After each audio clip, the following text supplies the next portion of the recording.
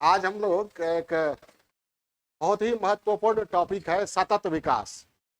सतत विकास के बारे में केवल हम ही लोग नहीं पढ़ रहे हैं, इंडिया में ही पढ़ाई नहीं हो रही है, पूरी दुनिया में इसकी पढ़ाई होती है, हर एक यूनिवर्सिटी में। और पूरी दुनिया के चिंतन का एक विषय है यह। क्या है? सतत विकास। इसको अंग्रेजी में कहते हैं सस्टेनेबल डेवलपमेंट। क्या कहते हैं? Sustainable development. पहले इसके लिए ये बहुत सारे शब्द प्रचलित हैं, पहले उन शब्दों को समझ लेते हैं। चलते हैं हम लोग। सतत विकास। सतत विकास को अंग्रेजी में कहा जाता है सस्टेनेबल डेवलपमेंट। क्या कहा जाता है? Sustainable development. बात क्यों कर रहे हैं भाई? इधर देखिए, सस्टेनेबल डेवलपमेंट, सतत विकास को अंग्रेजी में कहा जाता है। हिंदी में इसके लिए बहुत सारा शब्द प्रचलित है। टिकाऊ विकास, लिख लीजिए, टिकाऊ विकास। जब टिकाऊ विकास पूछेगा या कहीं लिखा हुआ देखिएगा तो ये कौन अवधारणा है? धारणीय विकास लिखो, धारणीय विकास। बहुत सारा शब्द प्रचलित है। पोषणीय विकास, टिकाऊ विकास, संपोषणीय विकास, संधृति विकास। इसके लिए जो प्रचलित शब्दावली है वही हम कह रहे हैं, हम अपने तरफ से नहीं कह रहे हैं। ठीक है, ये हिंदी की विशेषता है। हिंदी संधृति विकास, संधृति, संस्कृति नहीं, संपोषणीय विकास, टिकाऊ विकास, सतत विकास, ये हिंदी भाषा की विशेषता है। क्या है? पांव कहीं पर पग हो जाता है, कहीं पर टांग हो जाता है, कहीं पर पाद हो जाता है, कहीं पर पद हो जाता है, कहीं पर पैर हो जाता है। अंग्रेजी में एक ही है लेख। पत्नी शब्द के कितने प्रचलित, कितना पर्यायवाची है? आर्या, दारा, अर्धांगिनी, और क्या, बहुत, बेगम, बीवी, बहुत सारा। तो अंग्रेजी में लेकिन एक ही वर्ड है, सस्टेनेबल डेवलपमेंट। तो इसी के बारे में हम लोग पढ़ेंगे, सस्टेनेबल डेवलपमेंट के बारे में। ये तो मैंने शब्दावली बताया कि कितनी शब्दावलियां प्रचलित है, और भी शब्दावलियां हो सकती है, पढ़ ले। लोग नए नए शब्दावली गढ़ते रहते हैं हिंदी में। तो लेकिन पॉपुलर वर्ड यही है, सतत विकास। क्या है? टिकाऊ विकास। ये दो शब्दावली जो है वह ज्यादा पॉपुलर है, सतत विकास और टिकाऊ विकास। अंग्रेजी में सस्टेनेबल डेवलपमेंट। क्लियर है? हा? अब विकास हमारा हो, लेकिन अगर विकास विनाश की ओर ले जाए तो उस विकास की क्या जरूरत? जैसे हमारी धरती पर विकास तो हो रहा है। हम लोग कहां से कहां पहुंच गए। मनुष्य होना अपने आप में थोड़ी अनोखी बात है और प्राणियों से। और प्राणी जन्म लेते हैं और उसी अवस्था में रहते हैं हजारों साल से, लाखों साल से, लेकिन मनुष्य ने अपना विकास किया है। समझ में आई बात? ठीक है, दिमाग की बत्ती जल जाती है, एक प्रचार देता है, गधा दौड़ाता है मनुष्य को, बाद में मनुष्य खाता है टॉफी, उसके दिमाग की बत्ती जल जाती है। हाँ हाँ, मिंटोस, क्या है?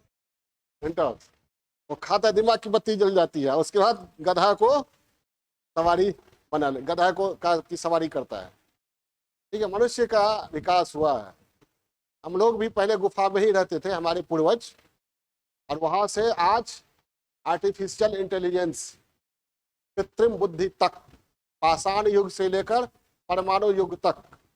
इसलिए कहा जाता है मनुष्य होना अपने आप में बड़ी उपलब्धि है, अध्यात्म में भी कहा गया है।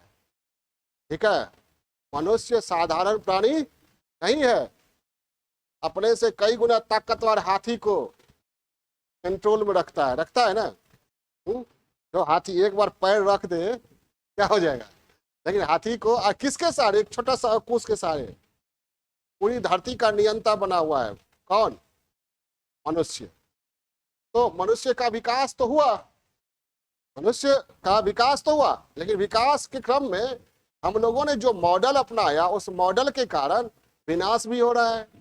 ग्लोबल वार्मिंग, भूमंडलीय तापन की प्रक्रिया एक नई समस्या के रूप में उभर गई है। ठीक है, टेम्परेचर, तापमान, पृथ्वी का औसत तापमान धीरे धीरे बढ़ रहा है।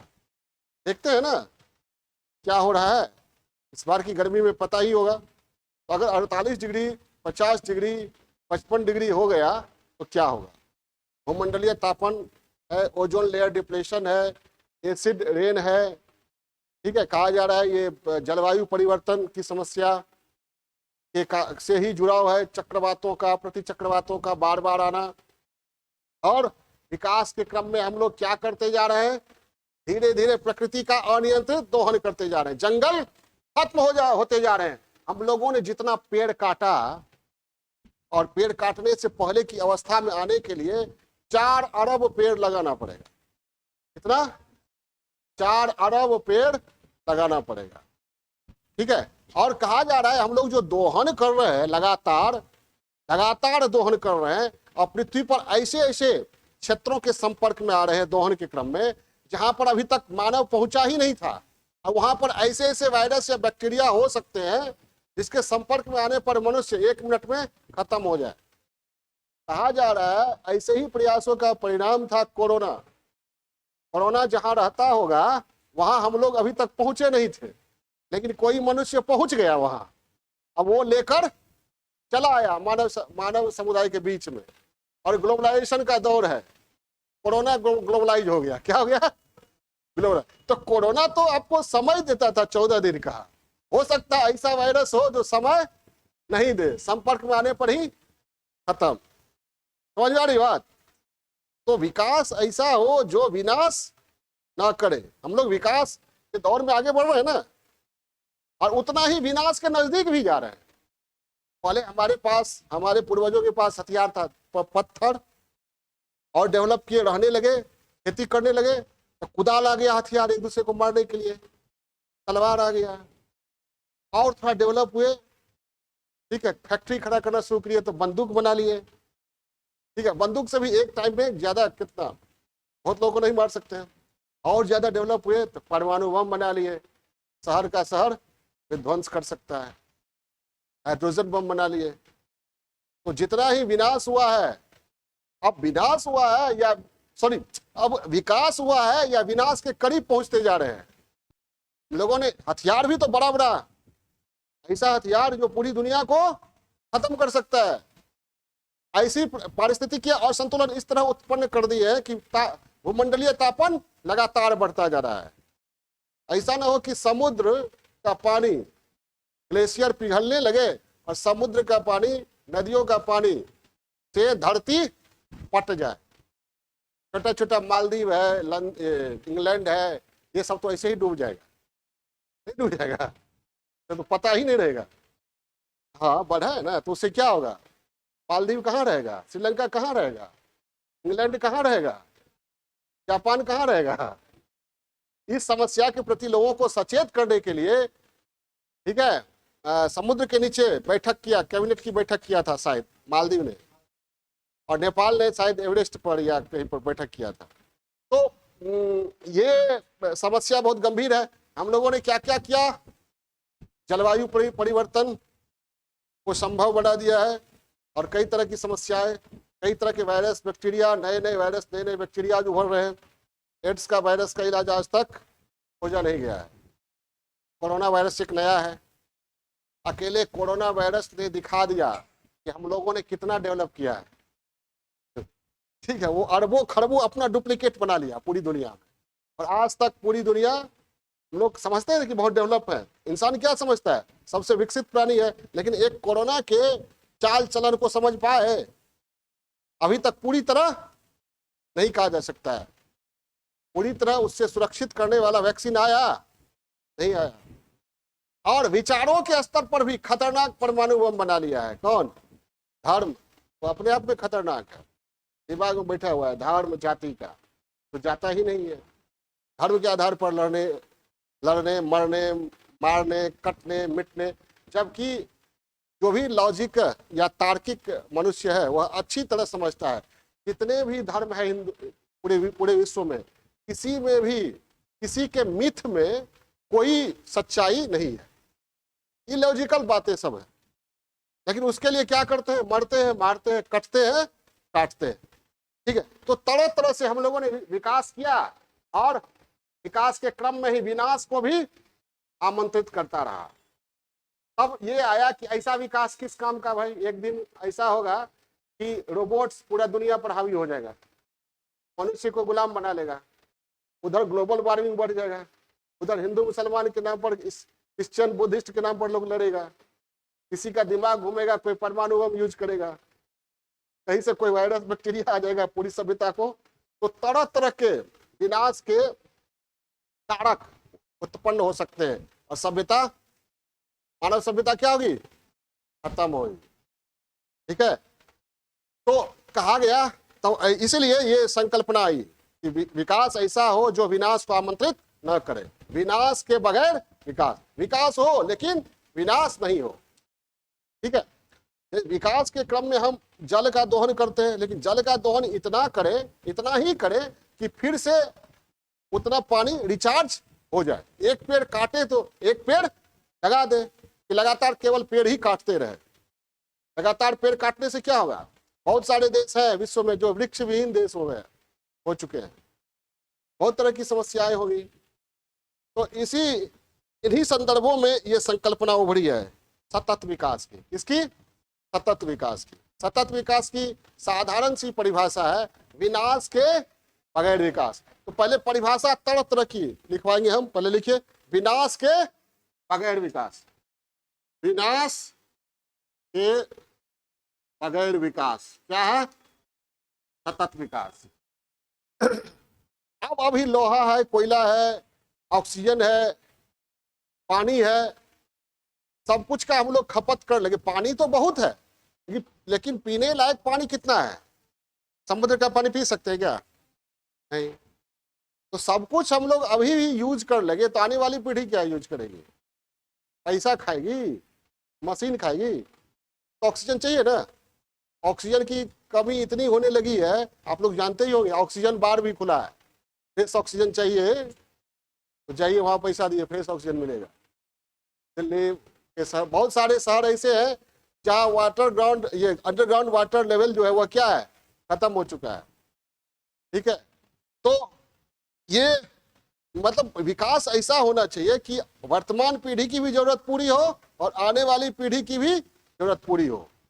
एक वैज्ञानिक ने एक कहानी लिखा है, उस कहानी में ये है कि बच्चा जाता है तो उसके पीठ पर ऑक्सीजन का सिलेंडर है। शहर में ऑक्सीजन की भारी कमी है, सिर्फ दिल्ली में हो गया था ना, भारी कमी है। बच्चा लेकर जाता है, माँ भेज देती है स्कूल। फिर माँ को याद आता है कि सिलेंडर तो आज खत्म होने वाला है, सिलेंडर आज खत्म होने वाला है। बेटा चला गया स्कूल, दम तोड़ देगा। वो भागी भागी जाती है, पीठ पर उसके भी सिलेंडर है, भागी भागी जाती है, ऑक्सीजन कंज्यूम ज्यादा कर लेती है। नहीं समझे? जब वहां पहुंचती है तो उसका भी ऑक्सीजन खत्म होने वाला होता है और बेटे का भी खत्म होने वाला होता है। फिर वो लौटती है किसी तरह। तो अब क्या है, शहरों में क्या है, बहुमंजिली इमारतें बनने लगी है। लौटती है अपने घर में, पैसे लेने के लिए आती है कि दोनों सिलेंडर फिलअप करवाना है। तो पता चलता है बिजली गुल और 104वीं मंजिल पर आवास है। तो चढ़ना शुरू करती है, ऑक्सीजन कंज्यूम होना शुरू होता है। अब महिला जो है किंग कर्तव्य में मूड हो जाती है कि ऊपर जाए या यहीं रहे। समझ में आई बात? ऑक्सीजन तो लेना है। ये कल्पना है, क्या ये सच्चाई हो सकती है? हो सकती है कि नहीं? हो सकती है। कभी हमारे दादा परदादा ने सोचा था या सोचा होगा कि पानी 25 रुपए बोतल बिकेगा? हाँ, कल्पना किए होंगे? पानी बिक रहा है कि नहीं? जबकि चारों ओर पानी ही पानी है, हमारे बॉडी में भी पानी है, नहीं पानी बिक रहा है। और कोल्ड ड्रिंक से संतुष्टि नहीं मिलती है जब तक पानी आप पिए नहीं। तो पानी बिक रहा है तो ऑक्सीजन भी बिकेगा। कोई भारी बात नहीं है। अब कल्पना करने वाले बहुत कुछ कल्पना करते हैं कि चांद से पानी ले आएंगे, वहां से पानी ले आएंगे, वहां से डायरेक्ट क्या कहते हैं पाइप लगा ये धरती पर रहने लायक नहीं रहेगा तो चले जाएंगे मंगल पर या पृथ्वी जैसा और कोई ग्रह खोज लेंगे। ये सब कल्पना की बातें हैं। हो सकता है सच्चाई हो, पृथ्वी जैसा कोई ग्रह मिल जाए, तो अब तक तो जो है उसी में विश्वास करना है ना, उसी को ठीक ठाक कराना। हमारी धरती है, उसी को ठीक ठाक करना है। तो विकास ऐसा हो जो वर्तमान पीढ़ी की भी जरूरतें पूरी करे और आने वाली पीढ़ी को भी प्राकृतिक संसाधनों की कमी का सामना न करना पड़े। ऐसा विकास क्या कहलाएगा? देखिए दूसरी परिभाषा, वर्तमान पीढ़ी और भावी पीढ़ियों की जरूरतों के बीच सामंजस्य पर आधारित विकास। ठीक है, क्या हो गया? सतत। ऐसा नहीं कि सारा ऑक्सीजन, लोहा, सीमेंट, कोयला जो भी है जितना वो हम ही लोग खपत कर ले, आने वाली पीढ़ी के लिए कुछ बचे ही नहीं। ऑक्सीजन खपत कर ले, पानी खत्म कर दें, पानी खत्म कर दें। पटना में ही देखिए या पूरे इंडिया में कई शहर ऐसे हैं यहाँ लोगों ने अपने शहर का लेवल, दिल्ली को अपना पानी है, दिल्ली को अपना पानी है नहीं, कब तक हरियाणा उधर पंजाब देता रहेगा? हो सकता है हरियाणा का भी खत्म हो जाए, यूपी का भी खत्म हो जाए।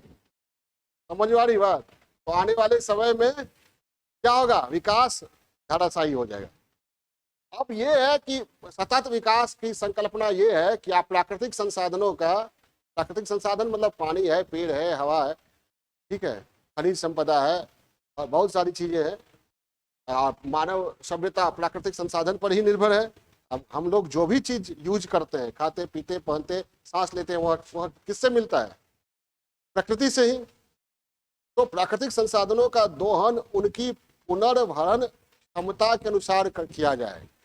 मतलब पानी हम ले अंडरग्राउंड तो उतना ही ले जितना बारिश के समय में फिर से रिचार्ज हो जाए। क्लियर हुआ? है क्या? बारिश के समय मान लीजिए 1000 लीटर पानी शहर में आता है, हमें कितना लेना चाहिए? 1000 लीटर ही, ताकि फिर से लेवल सेम हो जाए। और नहीं तो कुछ ऐसा कीजिए, वाटर हार्वेस्टिंग। वाटर हार्वेस्टिंग, छत पर पानी इकट्ठा कीजिए, उसको पाइप के सहारे धरती के नीचे ग्राउंड वाटर लेवल जो है वहां तक पहुंचा दीजिए। जब बारिश का पानी आएगा वो चला जाएगा, आपके घर के आसपास का वाटर अंडरग्राउंड वाटर लेवल क्या है वो बना रहेगा, हरा भरा रहेगा, गर्मी कम लगेगी। लेकिन इसके प्रति जागरूकता है? कभी देखे हैं किसी को? नहीं। अगर समझाने जाइएगा तो समझेंगे नहीं, क्या वो एक्स्ट्रा पैसा खर्च करना। लेकिन एक्स्ट्रा पैसा खर्च नहीं है वो, तो क्या होगा? पानी का लेवल आपके घर के आसपास बना रहेगा ना, तो परिणाम क्या होगा? हरियाली आपके पास रहेगी आसपास, गर्मी कम लगेगी और आपका चापाकल पानी देगा बढ़िया से, आपका बोरिंग तभी ऊंचाई से पानी खींचेगा। समझ आ रही बात? तो और आने वाले समय में करना पड़ेगा। तो तीसरी परिभाषा क्या हो गई? प्राकृतिक संसाधनों, लिखिए, प्राकृतिक एवं पर्यावरणीय संसाधनों का उनकी पुनर्भरण क्षमता के अनुसार उपयोग, ताकि उनकी निरंतर आपूर्ति सुनिश्चित की जा सके। उनकी निरंतर आपूर्ति सुनिश्चित की जा सके। ठीक है, यानी उसकी प्राकृतिक संसाधन की कमी ना हो। क्लियर है? अब आइए, क्या हुआ? विकास एक है ना, कहा जाता है विकास शाश्वत नियम है। विकास तो होगा ही, विकास होगा ही, लेकिन विकास होना बुरी बात नहीं है, ठीक है, लेकिन विकास के लिए संसाधन भी चाहिए, विकास के लिए संसाधन भी चाहिए।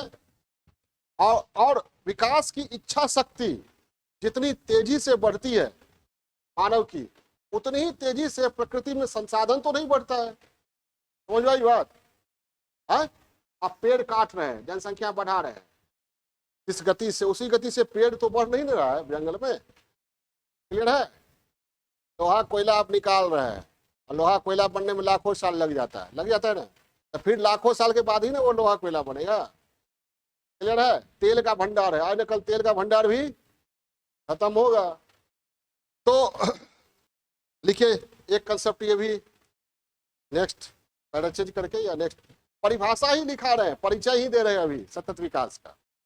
इस सतत विकास की संकल्पना जो है उसको ये क्लियर कर रहे हैं।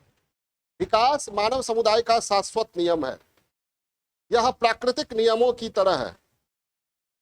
तरह है, लेकिन विकास की इच्छा शक्ति में वृद्धि प्राकृतिक नियमों के अनुरूप नहीं है। मानवीय आवश्यकताओं की मांग में वृद्धि जितनी त्वरित गति से होती है, उतनी गति से संसाधनों का विकास प्राकृतिक अवस्था में नहीं होता है। अतः संसाधनों की मांग और पूर्ति के बीच संतुलन जरूरी है। इस संतुलन पर आधारित विकास की पद्धति को ही सतत विकास कहा जाता है। विकास की पद्धति को ही सतत विकास कहा जाता है। नेक्स्ट या पैरा चेंज। मानवीय आवश्यकताएं अनंत है, आवश्यकताएं अनंत है, और पर्यावरण जो आवश्यकता का आधार है कॉमा सीमित है कॉमा के बीच सुंदर समन्वय स्थापित करना ही सतत विकास की संकल्पना है, विकास की संकल्पना है। और यह भी है कि सतत विकास विकास का विरोधी नहीं है, बस सतत विकास की संकल्पना यह कहती है कि विकास इस तरह से होनी चाहिए कि पारिस्थितिकीय असंतुलन उत्पन्न न हो, इकोसिस्टम में असंतुलन उत्पन्न नहीं हो। देखिए पहला चेंज, सतत विकास विकास विरोधी नहीं है। यह नियोजकों प्लान करने वाले, विकास के लिए जो प्लान की जाती है, नियोजकों को विकास की उस रूपरेखा को तैयार करने की सलाह देता है जो वर्तमान मांग को संतुष्ट कर सके,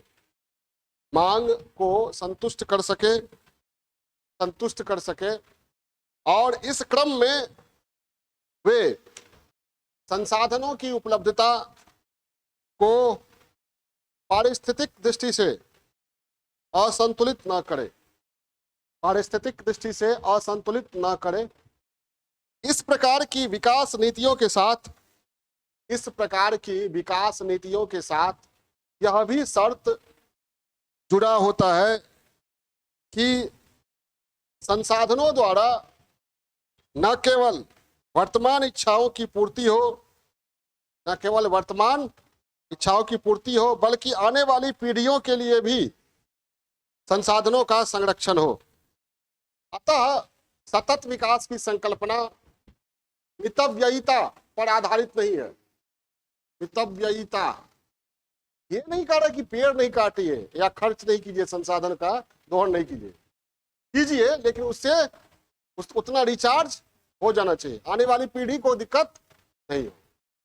ठीक है, मितव्ययिता पर आधारित नहीं है, वरन प्राकृतिक संतुलन के नियमों पर आधारित है, प्राकृतिक नियमों के संतुलन पर आधारित है। देख लिए पैरा चेंज। मनुष्य, पृथ्वी और समाज के बचाव यानी संरक्षण को ध्यान में रखते हुए विकास ही टिकाऊ विकास है या सतत विकास। अब मान लीजिए सामाजिक क्षेत्र में सतत विकास का मतलब क्या हुआ? संपत्ति का, संसाधन का न्यायपूर्ण बंटवारा नहीं होगा तो क्या होगा? विकास धराशायी हो सकता है। कैसे? असंतोष पनपेगा। अगर धन और संपत्ति का संकेंद्रण कुछ ही समूह में होगा, सीमित लोगों के बीच होगा, तो बाकी लोग क्या करेंगे? छीनना चाहेंगे, संघर्ष होगा, तनाव होगा, उग्रवाद, आतंकवाद और संतोष, विकास खत्म। लोग आपस में लड़कर मरेंगे, कटेंगे। ठीक है, तो सामाजिक क्षेत्र में सतत विकास का मतलब क्या हुआ? विकास ऐसा हो जो समावेशी हो, संपत्ति का, संसाधन का न्यायपूर्ण बंटवारा हो। न्यायपूर्ण बंटवारा मतलब जिसको जितनी जरूरत है, जिसकी जितनी क्षमता है। क्लियर है? देखिए पहला चेंज, सामाजिक संदर्भ में आय, आय, संपत्ति, सत्ता और अवसर के न्यायपूर्ण वितरण पर आधारित विकास ही सतत विकास है। न्यायपूर्ण वितरण ही सतत विकास। सतत विकास को एक और तरीके से परिभाषित किया जाता है, विकास ऐसा हो जो प्रकृति उन्मुख हो, जो प्रकृति में असंतुलन उत्पन्न करे और जनता के बीच, समाज में भी असंतुलन उत्पन्न न करे। यानी प्रकृति उन्मुख हो, विकास क्या हो, प्रकृति उन्मुख और जनोन्मुख। दोनों का मतलब समझ गए ना? ठीक है, देखिए प्रकृति उन्मुख और जनोन्मुख विकास की संकल्पना ही सतत विकास है। प्रकृति उन्मुख विकास और जनोन्मुख विकास की संकल्पना ही सतत विकास हो गया। सतत विकास का कंसेप्ट क्लियर हुआ? हा? क्या है?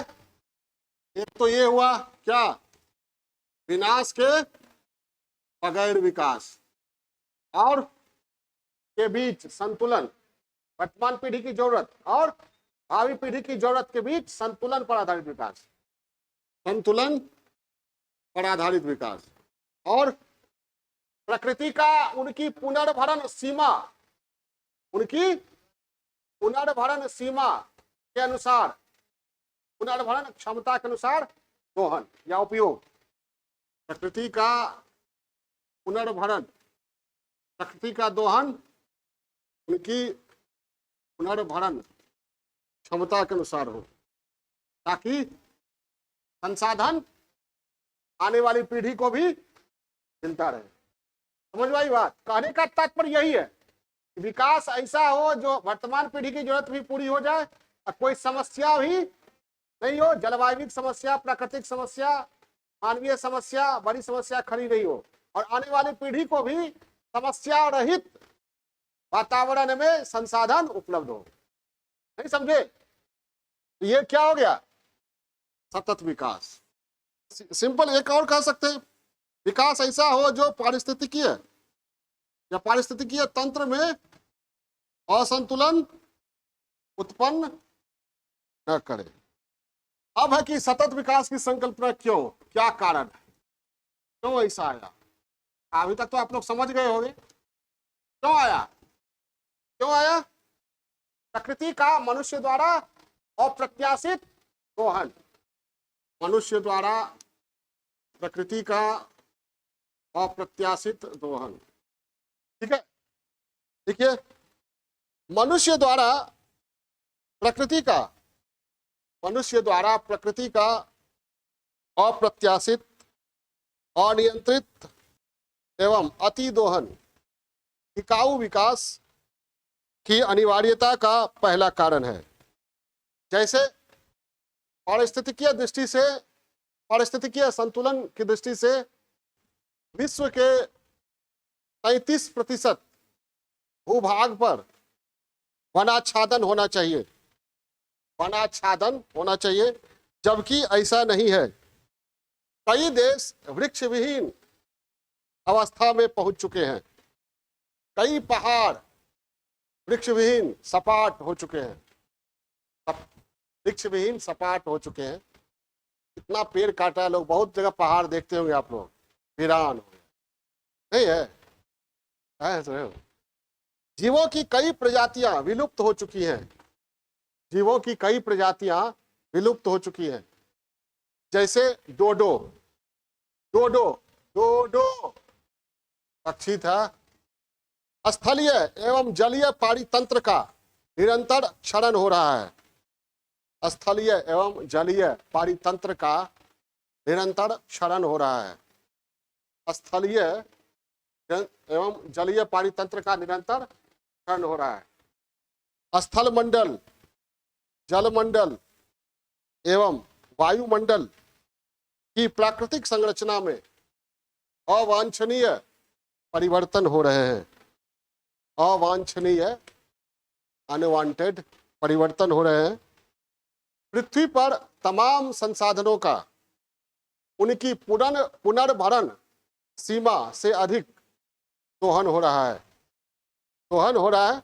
इस प्रकार के अप्रत्याशित दोहन से उत्पन्न असंतुलन के कारण कई प्रकार की समस्याएं उभर रही हैं, जैसे ग्लोबल वार्मिंग, अम्ल वर्षा, ओजोन परत क्षरण, प्राकृतिक आपदाओं की बारंबारता और भयावहता में वृद्धि एवं भयावहता में वृद्धि।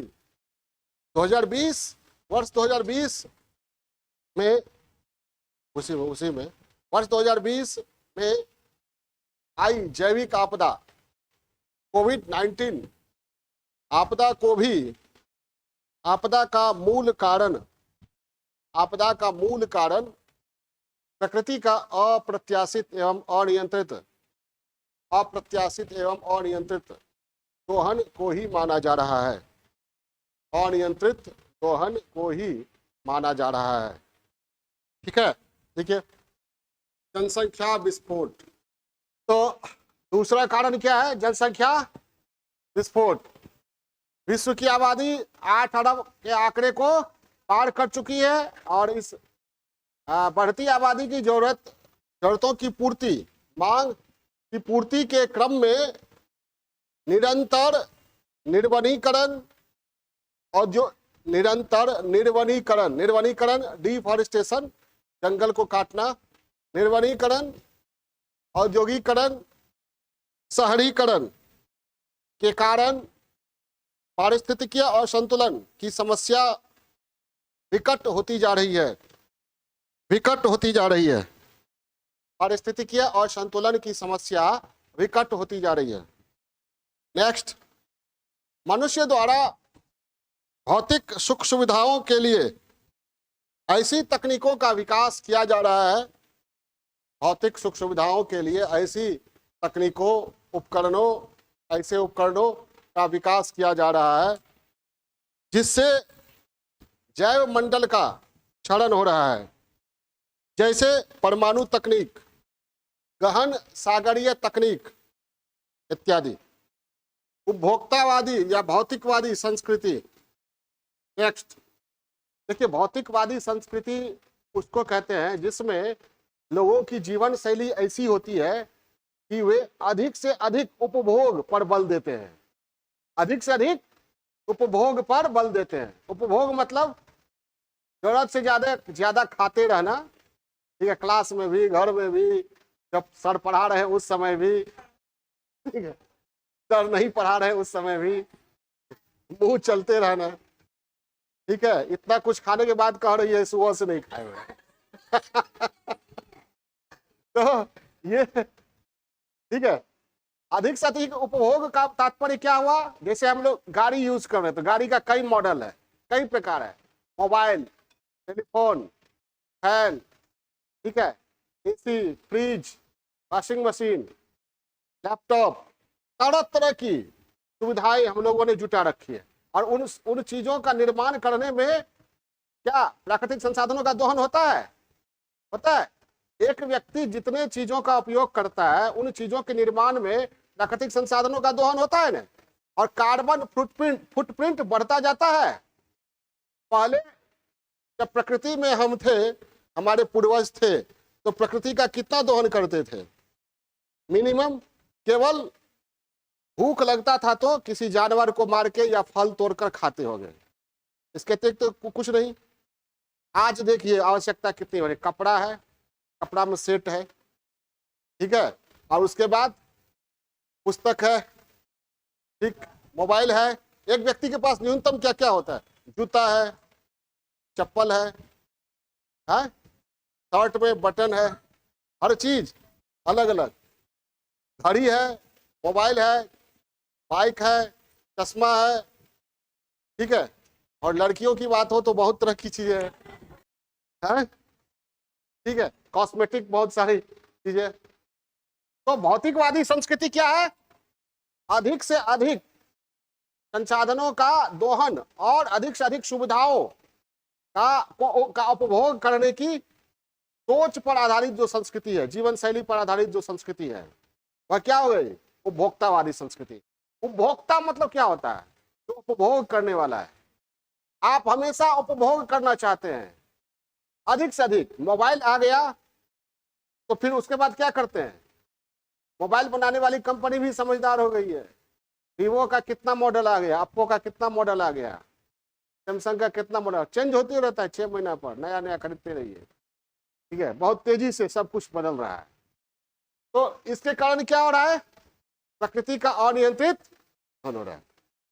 देखिए, उपभोक्तावादी संस्कृति वह संस्कृति है जिसमें अधिक से अधिक सुख सुविधाओं का भोग करने का उपभोग करने पर बल दिया जाता है, का उपभोग करने पर बल दिया जाता है, और इस क्रम में प्रकृति का अनियंत्रित दोहन होता है।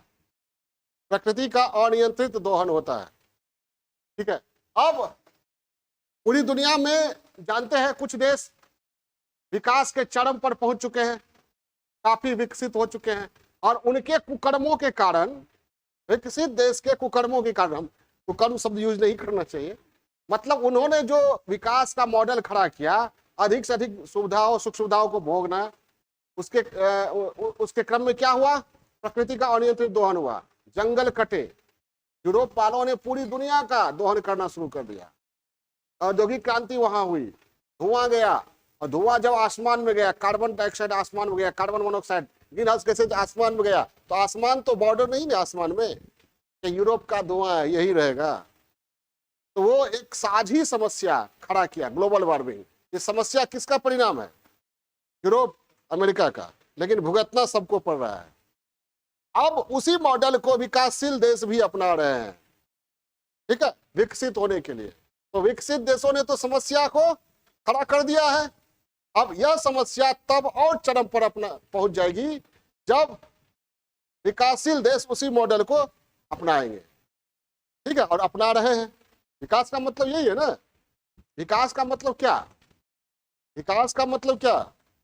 भौतिक विकास का मतलब क्या होता है? अधिक से अधिक आपके पास सुविधाएं हो, नहीं, एसी हो, फ्रिज हो, वॉशिंग मशीन हो, बाइक हो, कार हो, मोबाइल हो, और ये सब कुछ क्या हो? न्यू एडिशन, वो पुराना टेलीविजन नहीं हो, ओनिडा वो नहीं, कार हो तो एम्बेसडर वाला जमाना गया। समझ में आई बात? तो ये भौतिकवादी संस्कृति। क्लियर है? और नहीं, ये हम बता रहे थे वर्तमान विश्व की सामाजिक आर्थिक विषमता है। इसके कारण विकासशील देश विकसित देशों की तरह बनने के लिए वही मॉडल अपना रहे हैं। इस मॉडल को अपना करके विकसित देशों ने कई तरह की समस्याएं खड़ी कर दी है। क्लियर है? लिखिए, वर्तमान विश्व की सामाजिक आर्थिक विषमता। लिखिए, वर्तमान विश्व में कुछ देशों में अत्यधिक विकास हुआ है। विश्व में कुछ देशों में अत्यधिक विकास हुआ है, जबकि कई देश पिछड़े, अविकसित और विकासशील स्थिति में है। जिन देशों ने अप्रत्याशित विकास किया है, अभी आ रहा है, देखो तो बैठते हैं तो, अप्रत्याशित विकास किया है, उनके विकास के मॉडल के कारण, विकास के मॉडल के कारण कई तरह की पारिस्थितिकीय समस्याएं जैसे ग्लोबल वार्मिंग आदि उत्पन्न हो रही हैं। अब भारत और चीन जैसे विकासशील देश भी अगर विकसित देशों के विकास मॉडल को ही अपनाते हैं तो प्राकृतिक संतुलन की सीमा टूट सकती है, अतः यह जरूरी है कि पिछड़े और विकासशील देश आरंभ से ही सतत विकास पद्धति पर जोर दे या सतत विकास पद्धति को अपनाए, और इस क्रम में विकसित देशों को, विकासशील देशों को न्यायोचित वित्तीय एवं तकनीकी आधारित सहयोग देना चाहिए। और विकास केवल वर्तमान में चाहिए कि भविष्य में भी? संसाधनों का संरक्षण जरूरी है, इसलिए सतत विकास जरूरी है। लिखिए नेक्स्ट, विकास केवल, नेक्स्ट पॉइंट, विकास केवल वर्तमान के लिए ही नहीं बल्कि भविष्य के लिए भी जरूरी है। अतः संसाधनों के संरक्षण के लिए टिकाऊ विकास जरूरी है। संसाधनों के संरक्षण के लिए टिकाऊ विकास जरूरी है। आगे बढ़े। और सतत विकास में क्या होगा? प्रकृति का सीमित दोहन होगा, संसाधन, आय, संपत्ति के न्यायपूर्ण बंटवारे पर जोर दिया जाएगा। तो क्या होगा? समाज में तनाव नहीं होगा, संघर्ष नहीं होगा। तो कह सकते हैं संघर्ष एवं तनाव से मुक्त सतत समाज की स्थापना के लिए, नेक्स्ट लिखिए, संघर्ष एवं तनाव से मुक्त सतत समाज की स्थापना के लिए भी टिकाऊ विकास जरूरी है। की स्थापना के लिए भी टिकाऊ विकास जरूरी है। ठीक है। और पृथ्वी पर मानव सभ्यता का अस्तित्व बना रहे, इसके लिए भी टिकाऊ विकास जरूरी। लिखिए, पृथ्वी पर मानव सभ्यता का अस्तित्व सतत बना रहे, ये भी टिकाऊ विकास जरूरी है। अब टिकाऊ विकास के लिए क्या जरूरी है? सतत विकास के लिए क्या जरूरी है? क्या जरूरी है हम आपको समझाते हैं। सतत विकास के लिए क्या जरूरी है? अभी तक आपने पढ़ा सतत विकास क्या है, किसे कहते हैं? विनाश के बगैर विकास, वर्तमान पीढ़ी और भावी पीढ़ी की जरूरतों के बीच संतुलन पर आधारित विकास का मॉडल ही सतत विकास है। ठीक है। प्रकृति का दोहन, उसकी पुनर्भरण सीमा तक, ताकि उसका पुनर्भरण हो सके, चाहे जल हो या कोई भी चीज हो। क्यों जरूरी है? क्योंकि मनुष्य द्वारा प्रकृति का अप्रत्याशित दोहन हो रहा है, तेजी से निर्वनीकरण हो रहा है, कई प्रजातियां लुप्त हो रही है, जल प्रदूषण, वायु प्रदूषण, मृदा प्रदूषण, global warming, acid rain, ozone परत क्षरण जैसी समस्याएं उत्पन्न हो रही है। जनसंख्या विस्फोट और जनसंख्या की जरूरतों को पूरा करने के क्रम में प्रकृति का अनियंत्रित दोहन हो रहा है। ठीक है। भौतिकवादी संस्कृति, अधिक से अधिक उपभोग करने की जो संस्कृति है, वस्तुओं की, सुविधाओं की, वह भी विनाश की ओर ले जा रही है।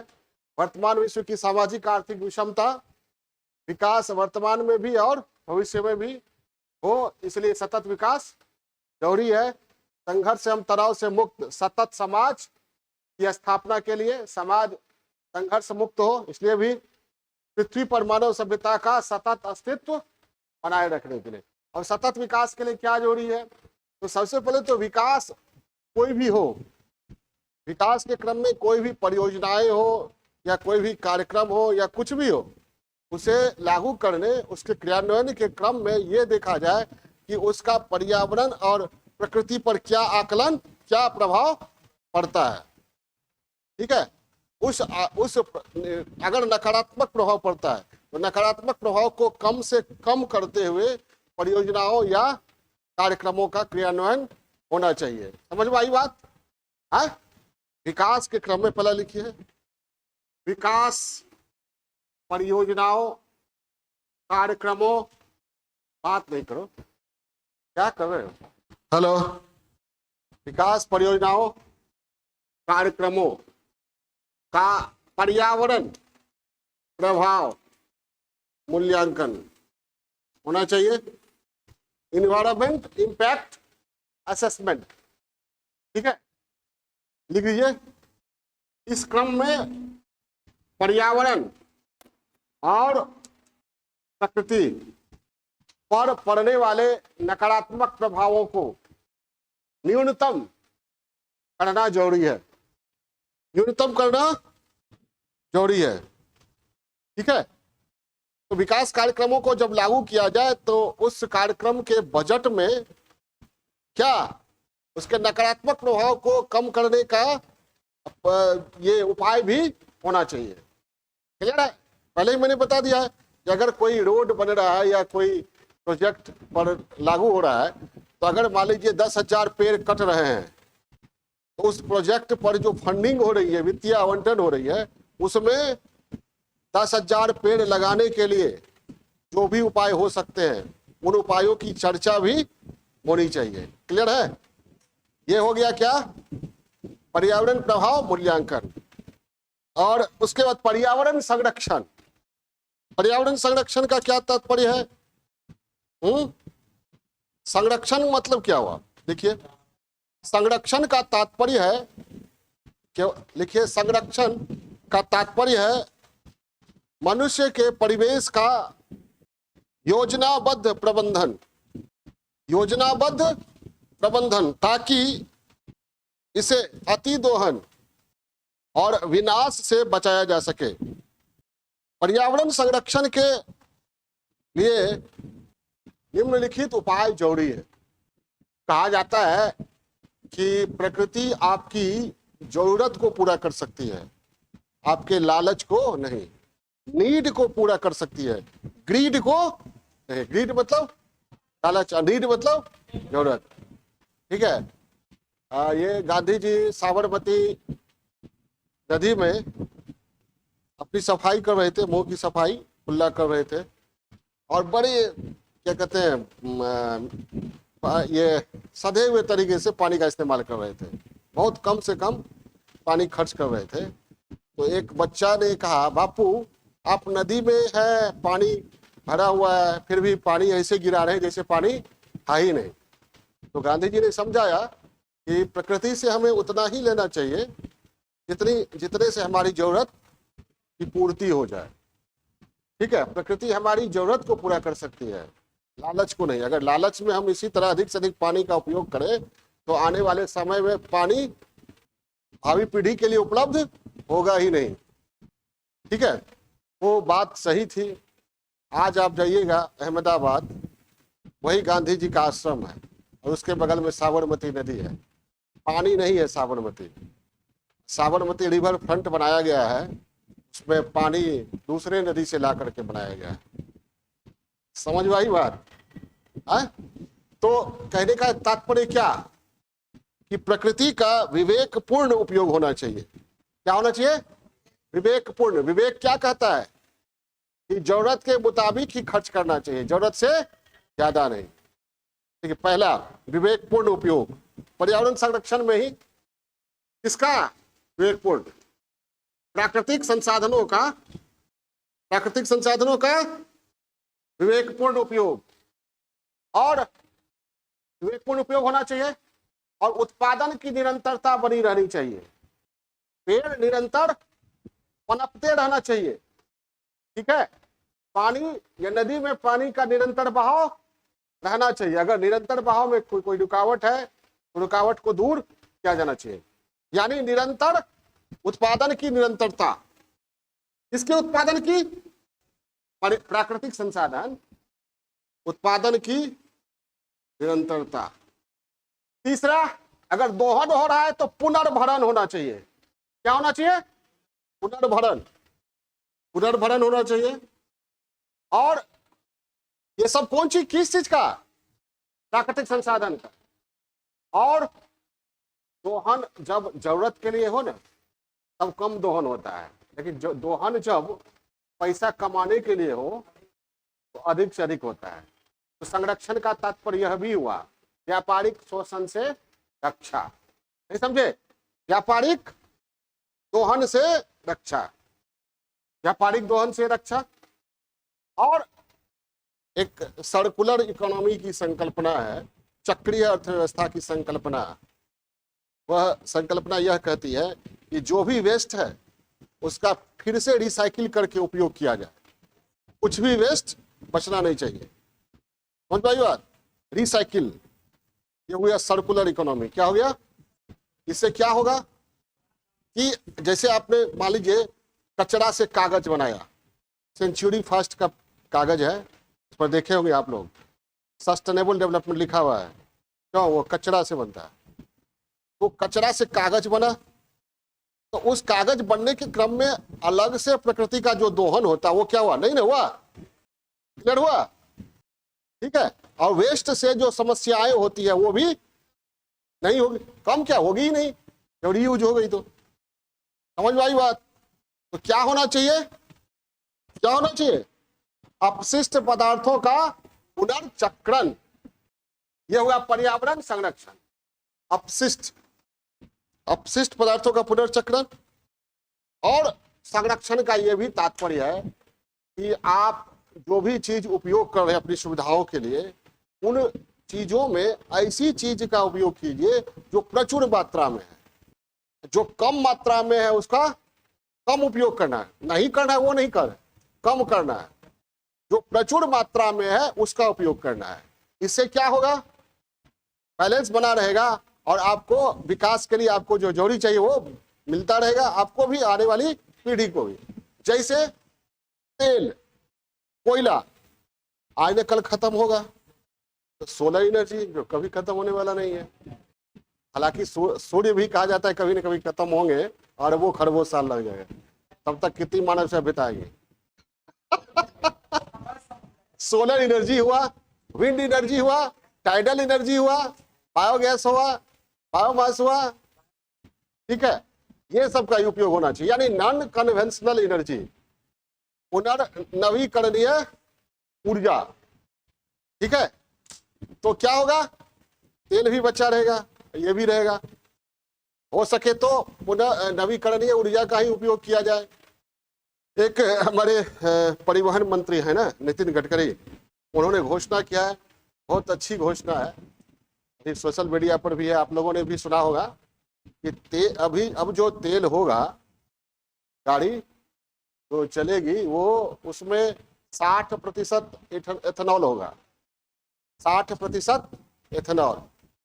एथेनॉल मिलाने की प्रक्रिया को ब्लेंडिंग कहते हैं। क्या कहते हैं, 60% होगा, इसका मतलब 60% तेल बचेगा। क्लियर है। और उन्होंने कहा कि इस तरह पेट्रोल का कीमत 15 रुपए प्रति लीटर हो जाएगा। देखिए अगर हो गया, अब ये क्यों कहते हो नहीं होगा, हम हमेशा कहते हैं कि पॉजिटिव सोचना चाहिए, क्यों नहीं हो सकता है। इथेनॉल का उत्पादन लोकल लेवल पे होगा ना। इथेनॉल किससे प्राप्त होता है, पढ़ा है ना, आलू से, गन्ना से, मक्का से।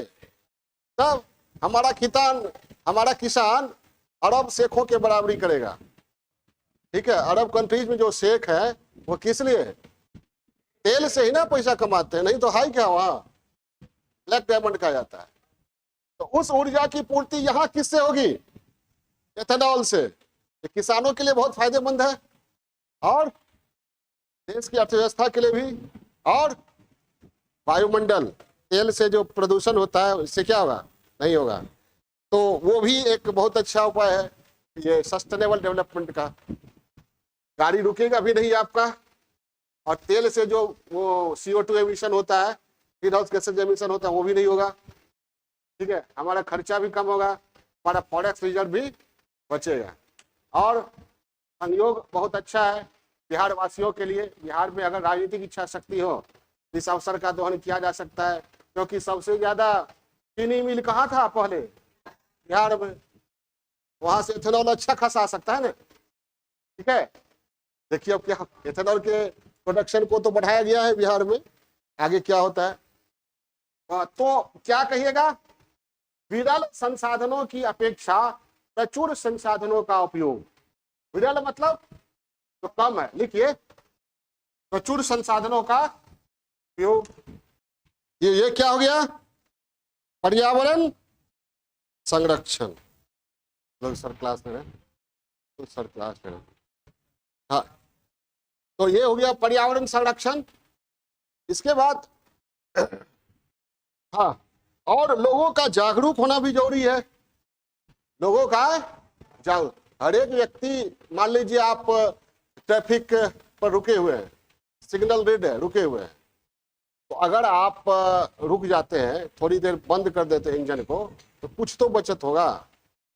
1.5 मिनट, कम से कम 1.5 मिनट के बाद ही ना ग्रीन रेड होता है, रेड ग्रीन होता है, तो 1.5 मिनट में कितना तेल बचा, अनिकेत कितना तेल बचेगा बाइक का, 200 ml। कैलकुलेशन नहीं हो सकता है, ठीक है, कैलकुलेशन नहीं हो सकता है। आप ऐसे समझिए, अगर सभी लोग रोकने लगे, तो अगर 100 करोड़ लोग रोके कितना तेल बच गया। हाँ, ऐसे समझिए। और 100 करोड़ सब सोचे मेरे बचाने से क्या होगा, सब यही सोचने लगे तो क्या होगा। तो हर एक व्यक्ति को जागरूक होना पड़ेगा। एक व्यक्ति का एक व्यक्तिगत दायित्व होता है और एक सामाजिक दायित्व होता है। सामाजिक दायित्व तो यह कहता है कि आपके पास तेल खरीदने का पैसा है, आप खरीद सकते हैं, आपको तेल बचाने की जरूरत नहीं है, आप पूर्ति कर लीजिएगा। लेकिन सामाजिक दायित्व तो क्या कहता है, बचाइए, तेल बचाइए, अगला आदमी को भी यूज करने दीजिए और आने वाली पीढ़ी के लिए भी थोड़ा बचाइए। अपने जीवन में अगर 1.5 मिनट एक बार रुके तो कम से कम अपने जीवन में 1000 बार तो रुकिएगा।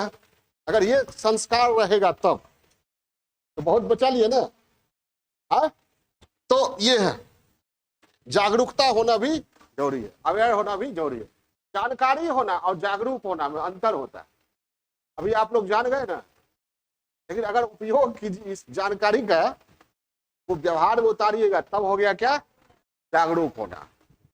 ठीक है, तो जन जागरूकता कैसे होगी, जन जागरूकता कैसे हो, कैसे लोगों को अवेयर कैसे किया जाएगा, मीडिया के द्वारा, सोशल मीडिया के द्वारा, डिजिटल मीडिया के द्वारा, सिलेबस में, शिक्षण संस्थानों के पाठ्यक्रमों में, ठीक है, प्रचार माध्यमों के द्वारा लोगों को जागरूक किया जाए। किस चीज के बारे में जागरूक किया जाए, पर्यावरण संरक्षण के बारे में। आप जाइए फ्रिज खरीदने तो 5 स्टार वाला जो है वो खरीदिए। क्यों, स्टार होता है ना 2 स्टार, बिजली की कम खपत करेगा। ठीक है, एसी यूज कर रहे हैं तो कम से कम यूज कीजिए, जब एकदम असह्य हो तब कीजिए। ठीक है, कूलर तब कीजिए, या हो सके तो उसके बिना भी काम चलाइए। कल्पना कीजिए कि हम सहारा के रेगिस्तान में है, रहने वाले प्राणी है, ठीक है, तो रहते हैं ना भाई, आदत पर निर्भर करता है ना। बहुत करोड़ों लोग रह रहे हैं बिना एसी कूलर के, बहुत जगह तो फैन भी नहीं है, ठीक है, तो रहते हैं लोग। तो ये जन जागरूकता है, ये बनाइए, पॉइंट बनाइए, जन जागरूकता। जन जागरूकता, पर्यावरण की स्थिति में सुधार लाने के लिए इसको डील करना। हाँ, हम जन समुदाय को शिक्षित करना बहुत जरूरी है। जन समुदाय को शिक्षित करना काफी जरूरी है। प्रत्येक व्यक्ति को सामाजिक एवं पर्यावरणीय दायित्व का निर्वाह करने के लिए जागरूक बनाना काफी जरूरी है, और यह कार्य काफी जरूरी है।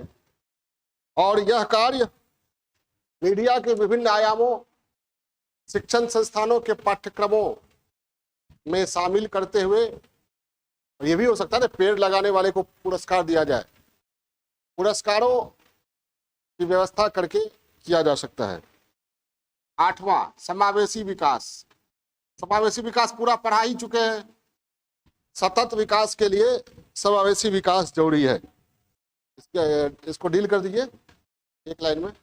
सतत समाज के लिए समावेशी विकास काफी जरूरी है। नेक्स्ट, विकसित देशों को, विकासशील देशों को पर्यावरण मित्र तकनीकी, नेक्स्ट बोल दिए ना, विकसित देशों को, विकासशील देशों को पर्यावरण मित्र तकनीकी उपलब्ध कराना चाहिए। मित्र, इको फ्रेंडली टेक्नोलॉजी, मतलब ऐसा टेक्नोलॉजी जो ग्रीन हाउस गैसेस का उत्सर्जन न करता हो या कम से कम करता हो। विकसित देशों को, विकासशील देशों को पर्यावरण मित्र तकनीकी उपलब्ध कराना चाहिए। अब व्यक्ति को जागरूक करना है, या करेगा तो व्यक्ति ही करेगा, विश्व का या किसी भी देश का हर एक व्यक्ति अगर ठान ले कि प्रदूषण नहीं फैलाना है, संरक्षण पर जोर देना है, तो इसके लिए नैतिक शिक्षा बहुत जरूरी है।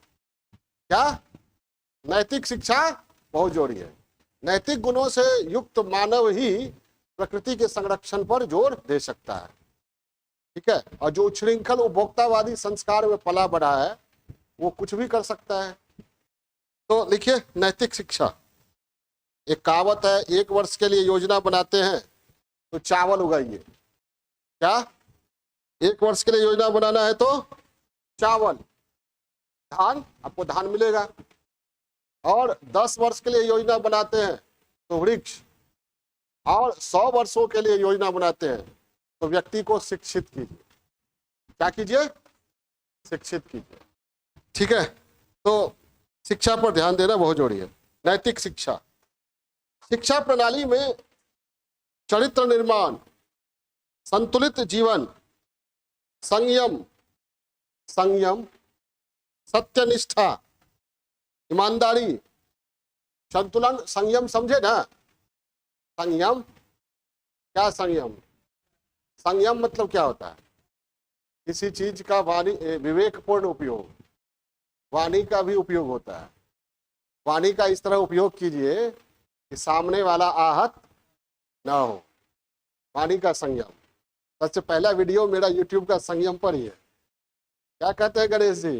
अगर वाणी का संयम ना रखा होता तो इतना बड़ा ग्रंथ पूरा नहीं कर पाता। वाणी का संयम, ठीक है, धन का संयमित, यह हर चीज का संयम। तो जैसे गांधी जी जरूरत के अनुसार ही पानी खर्च कर रहे थे, वो क्या है? संयम है। वो क्या है? संयम है।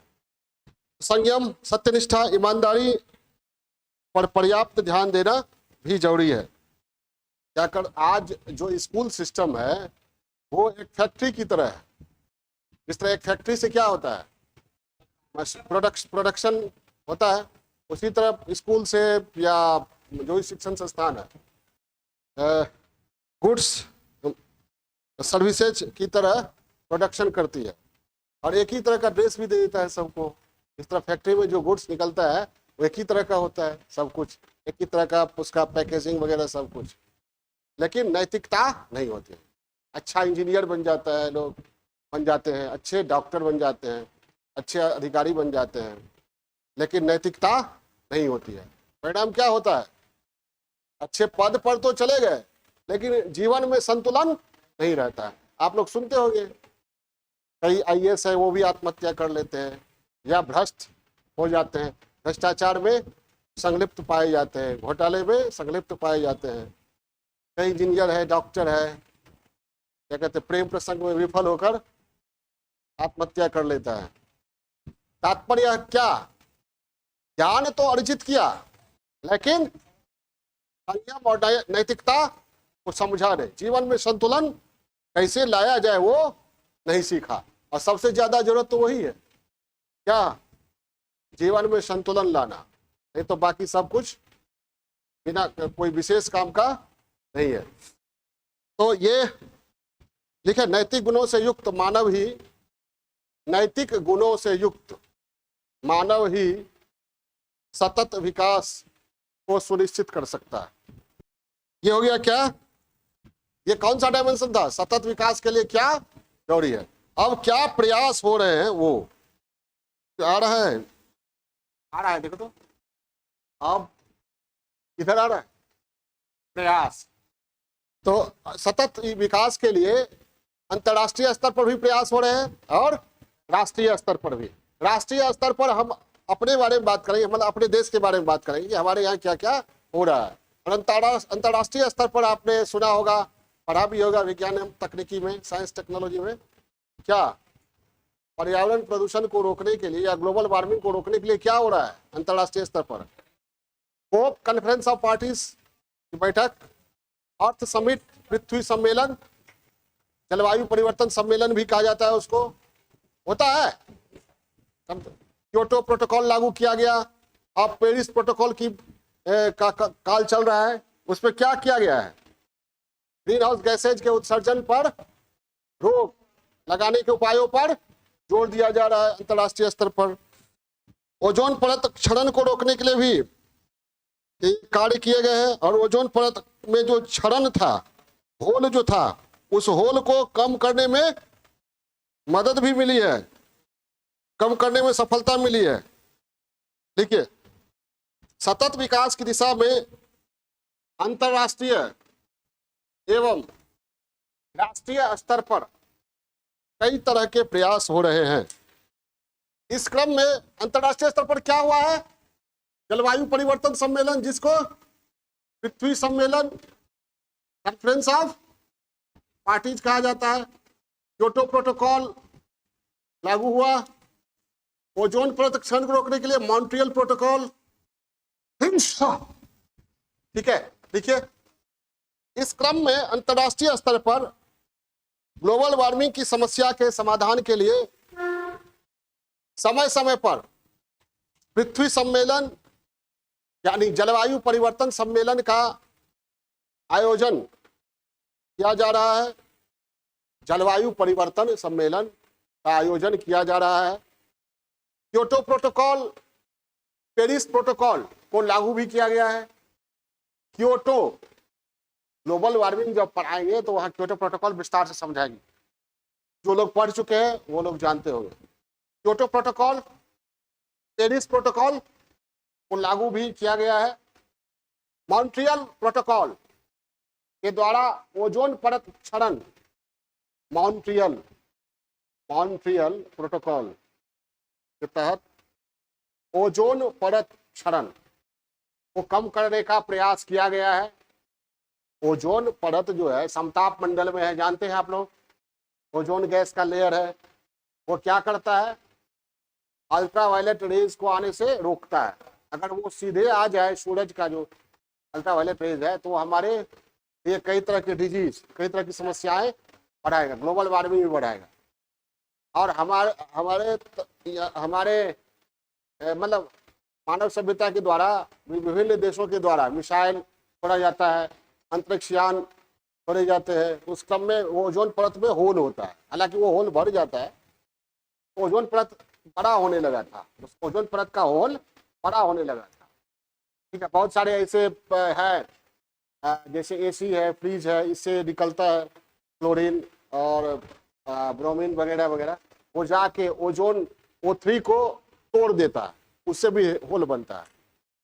ठीक है, ये क्लोरोफ्लोरोकार्बन है तो उसके उपयोग पर प्रतिबंध लगाया गया। तो ओजोन परत में जो क्षरण हो रहा था उसमें कमी आई है। ओजोन परत क्षरण में कमी आई है। क्या लिखे, हाँ किया जा रहा है और इसमें काफी हद तक सफलता भी मिली है। जंगलों के व्यावसायिक दोहन पर रोक लगाया गया है।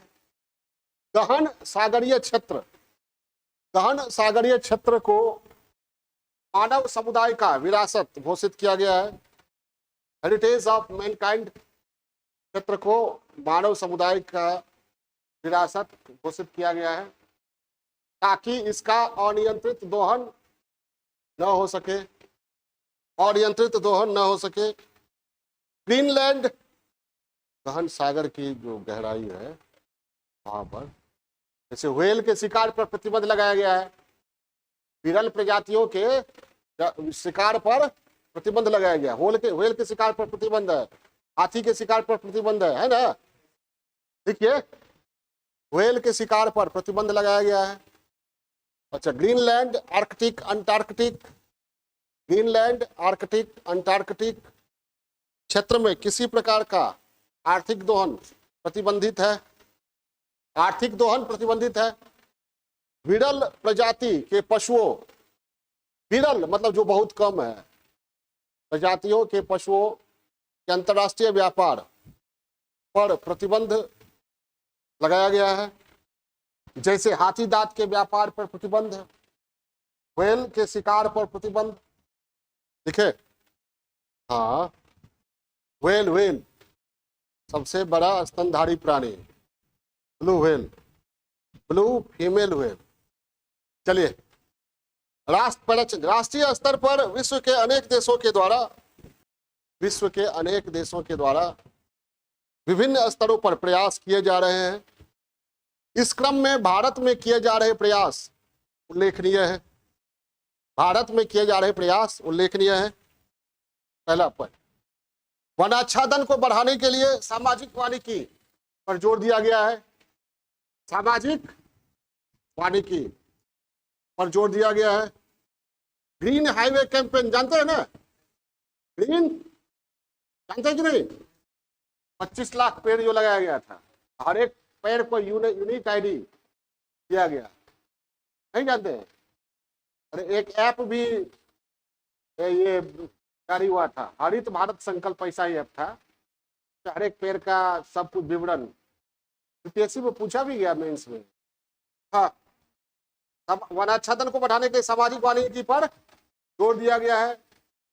Green highway campaign, green highway campaign बहुत जरूरी है, क्योंकि हाईवे से 4 लेन हो या 6 लेन, गाड़ियां कितनी जाती हैं, ग्रीन हाउस गैसेज का बहुत ज्यादा उत्सर्जन होता है, तो उसको अवशोषित करने के लिए वहां पेड़ पौधा तो होना बहुत जरूरी है। ठीक है, आप देखे होंगे बीच में रहता है डिवाइडर में, अटल पथ है, अटल पथ है ना पट्टा में, बीच में है ना। नेक्स्ट, वन संरक्षण, वन्य जीवन संरक्षण, वन्य जीवन संरक्षण एवं जैव विविधता संरक्षण के क्रम में नेशनल पार्क, पशु पक्षी अभयारण्य हमारे यहाँ है ना, संरक्षण ही ना किया जाता है, पशु पक्षी अभयारण्य, बायोस्फीयर रिजर्व, बायोस्फीयर रिजर्व, जैव मंडल आगार हिंदी में, जैव विविधता आगार उल्लेखनीय है। नेक्स्ट, कई पशु प्रजातियों के लिए प्रोजेक्ट बनाए गए हैं, कई पशु प्रजातियों के संरक्षण के लिए प्रोजेक्ट बनाए गए हैं, जैसे tiger project, elephant project, dolphin project, घड़ियाल प्रोजेक्ट इत्यादि। विश्व में सबसे ज्यादा बाघ कहाँ है? और विश्व दुनिया भर के बाघों को बचाने के लिए और उसकी संख्या को बढ़ाने के लिए हम लोगों ने क्या लॉन्च किया? IBCA, International Big Cat Alliance. किसके नेतृत्व में? भारत के नेतृत्व में इंटरनेशनल बिग कैट अलायंस।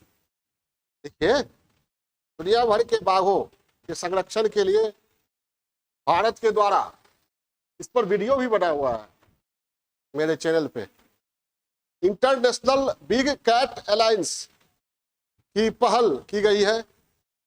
जल संरक्षण के लिए जल शक्ति अभियान, जल जीवन हरियाली मिशन, नमामि गंगे, जल शक्ति मंत्रालय उल्लेखनीय है।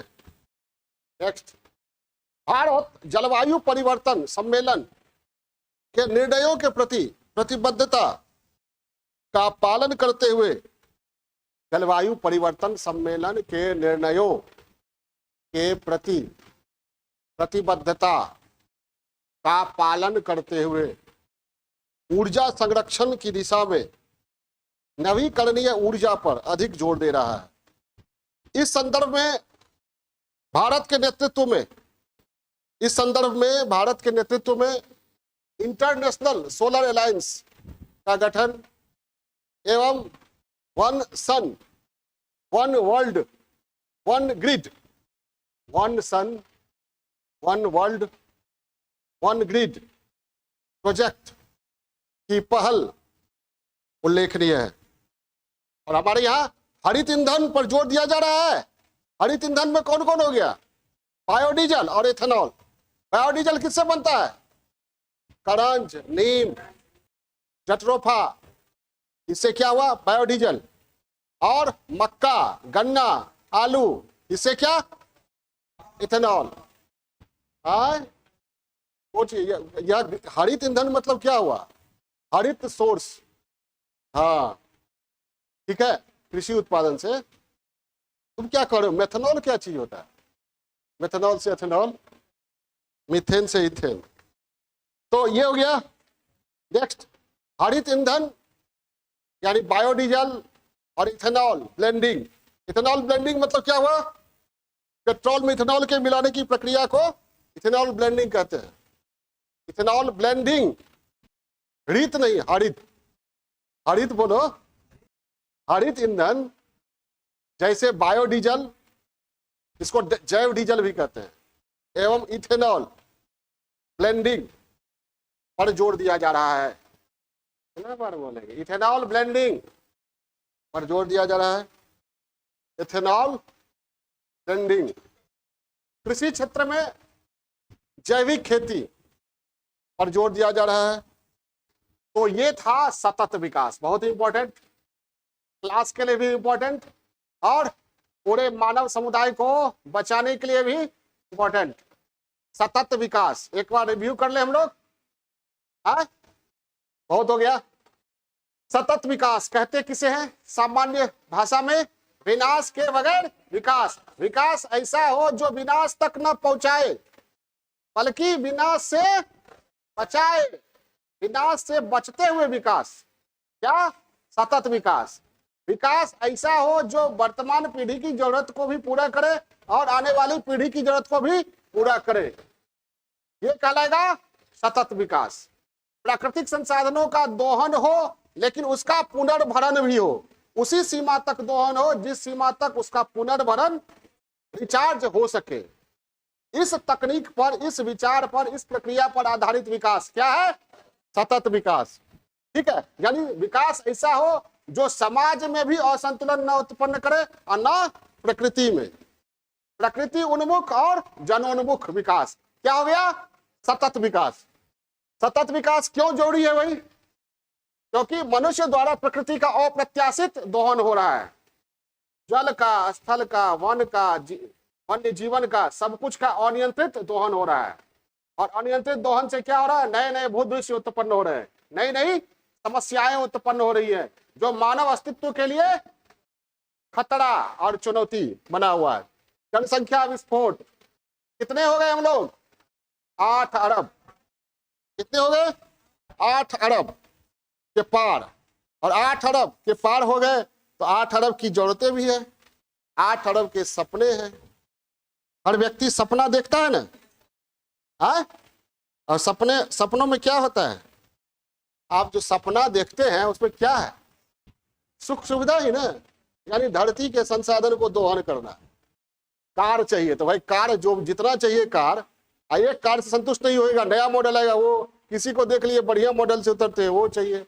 मोबाइल चाहिए। तो जब आपके सपने जो होते हैं आपके लिए तो अच्छे होते हैं, लेकिन धरती के लिए, प्रकृति के लिए अच्छे नहीं होते हैं। तो 8 अरब सपनों को संयमित करना होगा। जनसंख्या विस्फोट, भौतिकवादी उपभोक्तावादी संस्कृति। तो जनसंख्या विस्फोट हो रहा है तो जनसंख्या की जरूरतों को पूरा करने के लिए निर्वनीकरण, जंगलों को काटना, औद्योगिकरण, शहरीकरण की प्रक्रिया बढ़ रही है। जरूरत की वस्तुओं का उत्पादन बढ़ रहा है तो वो समस्याएं उत्पन्न हो रही है। भौतिकवादी संस्कृति, उपभोक्तावादी संस्कृति में केंद्र में उपभोक्ता होता है, आपको उपभोक्ता बनाकर छोड़ देता है। आप हमेशा जीवन भर उपभोक्ता ही बने रहते हैं, उपभोग और खरीदते ही रहते हैं।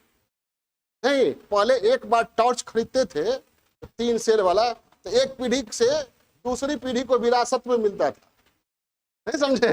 विरासत में मिलता था। अब टॉर्च तो नहीं रहा, फैन है, बल्ब है जो टिकाऊ नहीं है। हाँ, पहले ही लिख दिया जाता है 6 महीना का गारंटी, पहले ही कह दिया कि अधिकतम इसका उम्र कितना है, 6 महीना, उसके बाद तुम फिर खरीदने आओगे। और जब खरीदिए जाइएगा तो फिर मॉडल चेंज हो चुका होगा। उपभोक्ता, अधिक से अधिक सुख सुविधाओं को का उपभोग करने की संस्कृति, ये उपभोक्तावादी संस्कृति है। और अधिक से अधिक सुख सुविधाओं का उपभोग कीजिएगा तो उपभोग के लिए जो सुविधाएं हैं, सुख है, भौतिक सुविधाएं, वो कहां से आएगी? प्रकृति से। सब कुछ तो हमें प्रकृति से ही मिलती है। ठीक है, एक लाइन है, बड़ा इंटरेस्टिंग लाइन है, हम प्रकृति के संतान हैं और ईश्वर हमारी संतान। नहीं समझे? नहीं समझ रहा है ना? हमारी जरूरतें कौन पूरा करता है? तो फिर ईश्वर कहां से आया? हम कैसे कहते ईश्वर हमारी ईश्वर, हम ईश्वर की संतान है? वो ईश्वर शब्द जो आया वो हमारे दिमाग की उपज है। ईश्वर जो है हमारा मानस पुत्र है। वास्तव में हम किसके पुत्र हैं? हमारे रगों में किसका ब्लड दौड़ रहा है? जो चीज खाते हैं वही ना ब्लड बनता है। ये खाते हैं कौन चीज? आम, अमरूद, चावल, दाल, अभी ठूस रहे थे ना, वही ब्लड बनता है, वही स्किन बनता है, वही चमड़ा बनता है और वही बोली के रूप में निकलता है। ठीक है, तो हम वास्तव में किसके संतान हैं? प्रकृति के संतान। संतान कहिए या प्रोडक्ट कहिए, जो कहिए। तो उपभोक्तावादी संस्कृति जो है प्रकृति के अस्तित्व को खतरे में डाल रही है। वर्तमान विश्व की सामाजिक आर्थिक विषमता विकसित देश काफी विकास कर चुके हैं, अब विकासशील देश चाहते हैं विकसित देश के स्तर को प्राप्त करना। तो विकसित देश तो विकास के क्रम में उन्होंने क्या किया है, कई तरह की समस्याएं उत्पन्न कर दिया, साम्राज्यवाद, उपनिवेशवाद, global warming, ozone layer depletion, acid rain, पहाड़ों को वीरान कर दिया। जहां सूरज तपता था वहां ओले पड़ रहे हैं, और जहां ओला पड़ता था वहां लू चल रही है, हीट वेव चल रहा है। नहीं सब जलवायु परिवर्तन हो रहा है। तो अगर विकसित देश के विकास मॉडल को विकासशील देश भी अपनाते हैं तो क्या होगी, प्रकृति की जो वहन सीमा है, प्रकृति का जो शब्द है वो क्या होगा, टूट जाएगा। विकास वर्तमान में भी हो और भविष्य में भी हो, इसके लिए जरूरी है सतत विकास। संघर्ष और तनाव से मुक्त सतत समाज चाहिए तो सतत विकास। पृथ्वी पर मानव सभ्यता का सतत अस्तित्व बना रहे, इसलिए जरूरी है क्या, सतत विकास। क्या जरूरी है भाई, बहुत जोर शोर से बता चुके हैं। विकास परियोजनाओं या कार्यक्रमों का पर्यावरण प्रभाव मूल्यांकन होना चाहिए, और यह प्रयास होना चाहिए कि विकास कार्यक्रमों या परियोजनाओं के क्रियान्वयन या लागू करने के क्रम में प्रकृति पर कम से कम नकारात्मक असर पड़े, और अगर नकारात्मक असर पड़े तो उसका पुनर्भरण होना चाहिए। पर्यावरण संरक्षण में मैंने बताया, पर्यावरण संरक्षण का तात्पर्य क्या है, व्यापक संकल्पना है। प्राकृतिक संसाधन का विवेकपूर्ण उपयोग होना चाहिए, उत्पादन की निरंतरता, पुनर्भरण होना चाहिए, व्यापारिक दोहन से रक्षा, अपशिष्ट पदार्थों का पुनर्चक्रण, विरल संसाधनों की अपेक्षा प्रचुर संसाधनों पर जोर। अच्छा, इसी में ये तो संरक्षण का था ना, ये तीसरा टॉपिक हो जाएगा जन जागरूकता, ये चौथा समावेशी विकास, पांचवा नैतिक शिक्षा, ऐसे होगा। पर्यावरण संरक्षण यही तक है, ठीक है। प्रयास, अंतरराष्ट्रीय प्रयास हुए हैं, ग्लोबल वार्मिंग, जलवायु परिवर्तन सम्मेलन ग्लोबल वार्मिंग को रोकने के लिए होते रहे, जिसको पृथ्वी सम्मेलन, कॉन्फ्रेंस ऑफ पार्टीज भी कहा जाता है। इस क्रम में क्योटो प्रोटोकॉल, पेरिस प्रोटोकॉल लागू किया गया। मॉन्ट्रियल प्रोटोकॉल के द्वारा ओजोन लेयर डिप्लेशन को कम करने का प्रयास किया गया है। पशु पक्षियों को के संरक्षण के लिए उनके अंतर्राष्ट्रीय व्यापार पर प्रतिबंध लगाए गए हैं। अंतर्राष्ट्रीय समझौते 32 से ज्यादा अंतर्राष्ट्रीय समझौते हैं जो पशु पक्षियों के अंतर्राष्ट्रीय व्यापार पर प्रतिबंध लगाता है। महान सागरीय क्षेत्र को मानव समुदाय का साझा विरासत घोषित किया गया है। तो बहुत सारे उपाय किए गए हैं जिस पर चर्चा हम लोग कर ही चुके हैं। राष्ट्रीय स्तर पर हमारे यहाँ सामाजिक वानिकी, green highway campaign, national park, sanctuary, biosphere reserve, ठीक है। जल संरक्षण के लिए जल जीवन, हरियाली मिशन, नमामि गंगे, जल शक्ति मंत्रालय, जल शक्ति अभियान, वन्य जीवन संरक्षण के लिए वो बता ही दिए, नेशनल पार्क, सेंचुरी वगैरह वगैरह। तो ऊर्जा के क्षेत्र में जीवाश्म ईंधन की जगह हरित ईंधन, बायोडीजल, एथेनॉल पर जोर दिया जा रहा है। सोलर एनर्जी के क्षेत्र में काफी आगे हम बढ़ रहे हैं। One sun, one world, one grid की संकल्पना भारत की दी हुई है। पशु प्रजातियों के संरक्षण में एक महत्वपूर्ण टाइगर प्रोजेक्ट में हम लीड कर रहे हैं पूरी दुनिया को। हमने क्या बनाया है, इंटरनेशनल बिग कैट अलायंस। तो और भी बहुत सारे पहलू है, ठीक है। सतत विकास पर तो एक किताब ही लिखी जा सकती है, फिर भी कम पड़ेगा। सैकड़ों किताबें लिखी जा सकती है और लिखी भी गई है। हमारे लिए इतना ही जानना काफी है। क्लियर है।